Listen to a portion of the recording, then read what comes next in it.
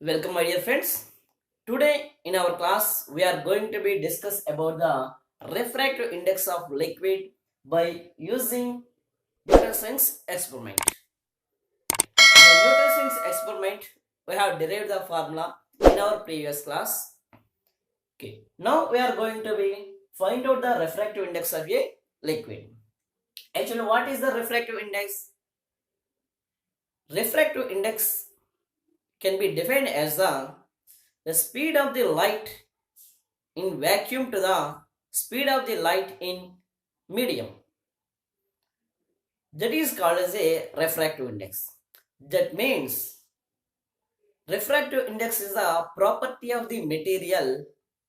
It explains us the variation of the speed of the light. Okay. Now regarding that one, just whatever the main important points we are going to be used from the Newton's experiment. That one only I'll write here. Then we'll do that derivation. Okay. Now, just first what we need to do is we have to take a metal bowl. This is the metal bowl. So in this metal bowl, we are keeping some. This is a plain glass plate. This is a plain glass plate. On that plain glass plate, we are taking a planar convex lens. Okay. Now we have to take a one glass plate inclined with 45 degrees of angle. Now from the source the light rays are coming and they are incidenting on a surface, upper surface of the planar convex lens, and because of the changing media they are changing the direction. That means refraction takes place. So once again the refraction is also takes place. So after that from here the rays are refracting and coming like this. Okay, this is the experimental setup we have already already we have studied this one in our previous topic. That means at the point we can observe the dark spot. Why? Because both planar convex lens and plain glass plate are contact each other. That's why the thickness is 0. Okay, that means their path difference is according to the Stokes formula. Okay, we got it 2t plus lambda by 2. That's why at the center we can get the dark spot. For the reflection concept only we are discussing. From that if we observe, we can observe a successive alternate bright and dark rings. The bright rings are due to the constructive interference and dark rings are due to the destructive interference. Okay, so interference in thin films concept, we have derived the formula for the path reference. Okay, for example, if you take here the path reference equals to actually according to the interference of thin films. Okay, in between the lower surface of the planar convex lens and upper surface of the plain glass plate, there is a thin film is forming. The film is airy here, air. Okay, that is 2 mu t cos r, and according to the Stokes formula, we have to introduce the additional path reference, that is lambda by 2. Which medium it is? It is the air medium. For air medium, the refractive index is mu equals to 1. Mu equals to 1. The angle of refraction is 0. The angle of refraction is 0. That means from above equation can we write like this. So mu equals to 1. That means 2 into 1 is 2t plus r equals to 0. Cos 0 is 1. That's why I am not writing that one. 2t plus lambda by 2. This is the path reference. Okay. Now we have to equate for a dark ring. For a dark ring, what is the condition for the destructive interference condition? The path reference must be equals to the 2n plus 1 into lambda by 2. This is the condition for the destructive interference. This is the condition for the destructive interference. Now we have to equate these two equations. That is 2t plus lambda by 2 equals to, okay, so we have to multiply 2n into lambda by 2 plus 1 into lambda by 2 is lambda by 2 If lambda by 2 cancel, that implies what we'll get is 2t equals to, if 2 is also cancel, we will get 2t equals to n lambda. Based on the mathematical formulas, we have calculated that the thickness of the dark ring in terms of the radius of the curvature capital R, and also the number of rings. So that is T, what we got is T equals to R square by 2R. Okay, so I am not writing this one, I am not deriving each and every step there. Okay, directly I am writing here.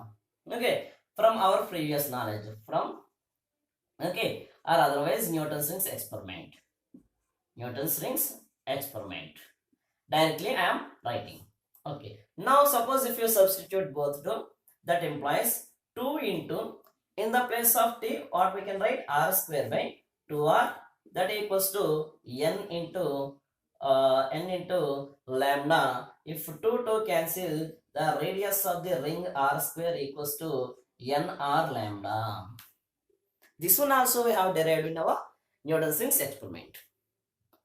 Okay, so for example, if it is a nth ring, the diameter of the nth ring definitely we can write like 2rn. Double the radius is diameter only, that means dn equals to 2rn. Okay, that implies if we do the square on both sides, dn square equals to 4rn square, that equals to 4nr lambda. This equation you can call as a equation number 1. Okay, now so further, if for example there are n number of rings are there, if it is a nth ring, the next one I am saying as mth ring. For mth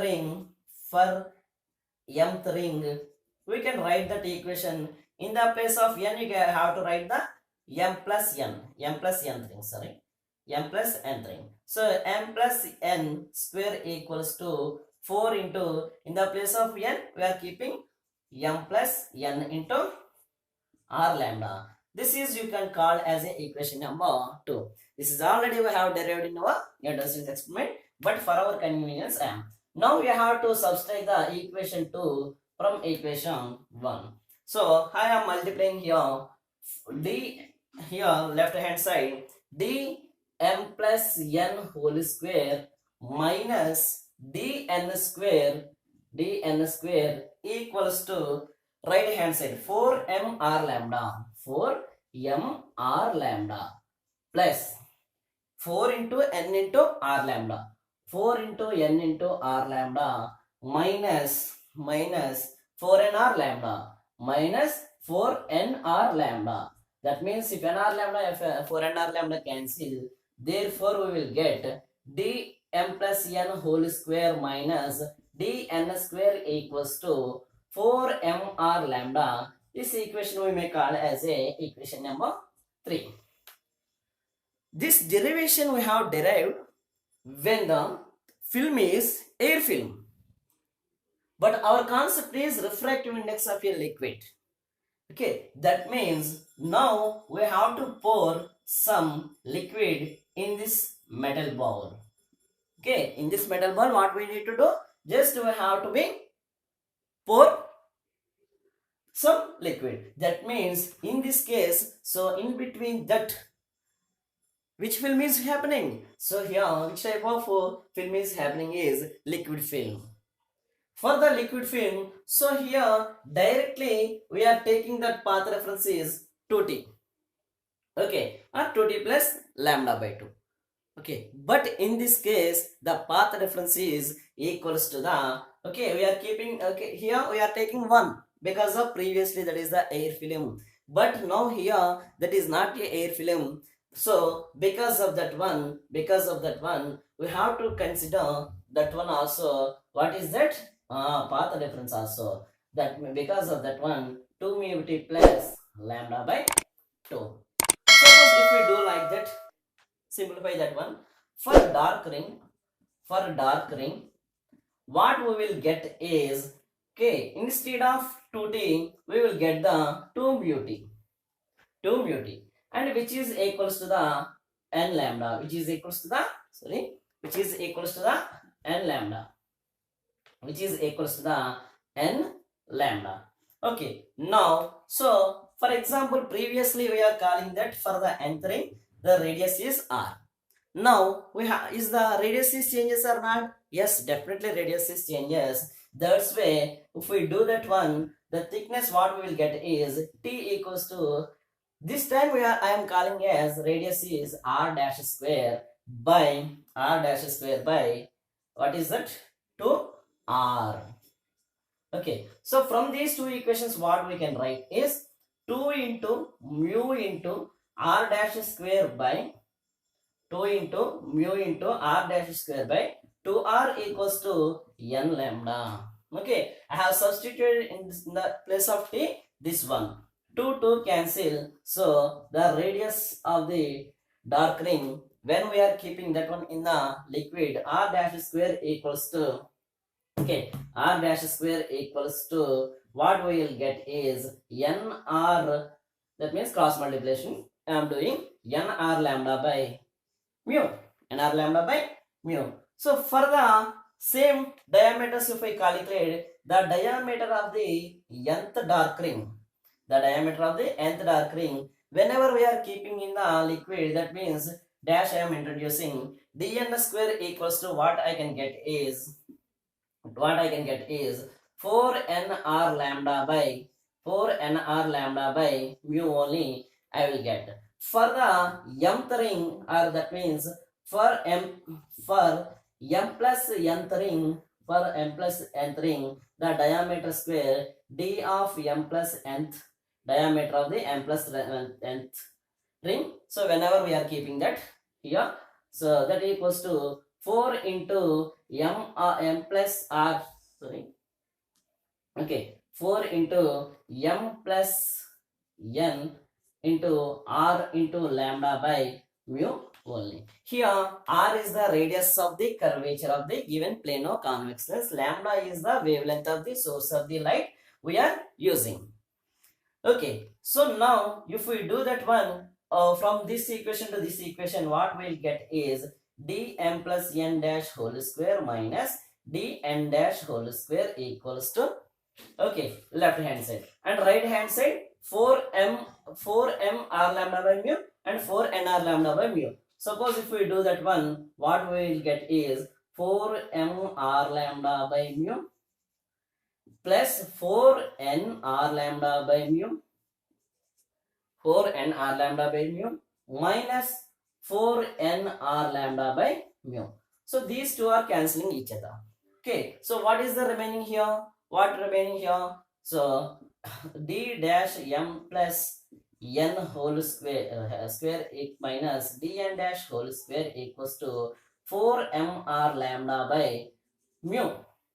Suppose if we are doing the cross multiplication, that means mu equals to 4m r lambda by d dash m plus n square minus d dash n square. Okay, but we know that 4m r lambda equals to d, that means the final equation is, we are going to be write like this, mu equals to 4m r lambda means d square m plus n, d square dm plus n whole square minus dn square whole divided by d dash diameter of the ring m plus nth ring square minus dn dash whole square. This is the final formula to determine the refractive index of the liquid by using the Newton's rings experiment. Okay, from this equation, what is the conclusion I am going to be give is, so this is inversely proportional. This is inversely proportional. That means if the refractive index of the material is increasing, the diameter of the ring is decreasing. This is the concept of refractive index. Please subscribe my channel. For more updates, click the bell icon. Thank you.